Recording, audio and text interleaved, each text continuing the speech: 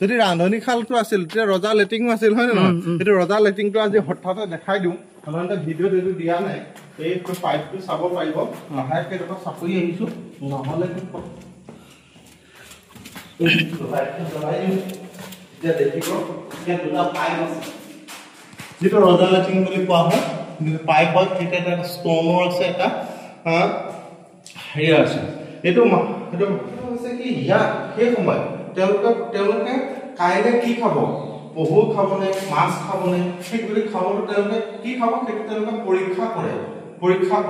পৰীক্ষা কৰিবৰ কাৰণে এজন বিষয়া আছিল সেই বিষয়াজনে এইবিলাক পৰীক্ষা কৰে আৰু সেই বিষয়াজনক সাধাৰণতে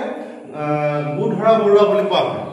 আৰু সেই পাইপৰ সেই অফিচাৰজনে সাধাৰণতে ৰজাৰ আৰু স্বাস্থ্য কিমান মানে ষ্ট্ৰং বা কেনেকুৱা ধৰণৰ কথা জড়িত হৈ আছে কিমান হেৰি হৈ থাকিব এই সকলো কথা খাদ্যৰ ওপৰতে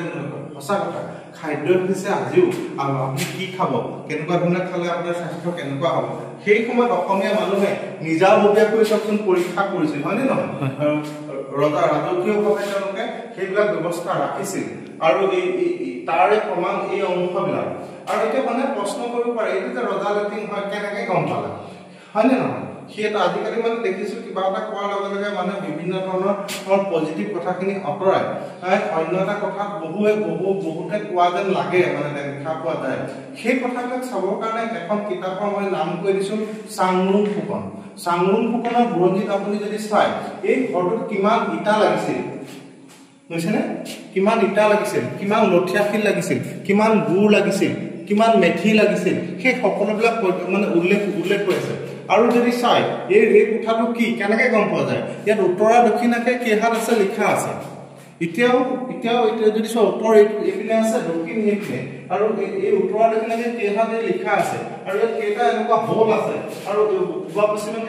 কিমান আছে ওখ কিমান আছে এইবিলাক ইঞ্জিনিয়াৰিং যিবিলাক কথা উপস্থাপন কৰা আছে মানে ৰাজনৈতিক মানে ৰজাঘৰীয়া কথাবিলাকৰ উপৰিও তেওঁলোকে সেই সময়ত বিভিন্ন সময়ৰ কথাবিলাক মানে এই পুৰাতাত্ত্বিক সময়বিলাক বা এই বস্তুবিলাক চাবৰ কাৰণে যিজন বিষয়া তেওঁলোকে দি থৈছিল সেইজন চাংনুং ফুকন আৰু চাংনুং ফুকনৰ কিতাপতে চাংনুং ফুকন এজন বিষয়া হয় বিভিন্ন সময়ত ৰজাই চাংনুং ফুকন বেলেগক পাতে সেই কথাবিলাক জড়িত হৈ আছে তেতিয়াহ'লে এইপিনে আহিছোঁ দেখি নহয়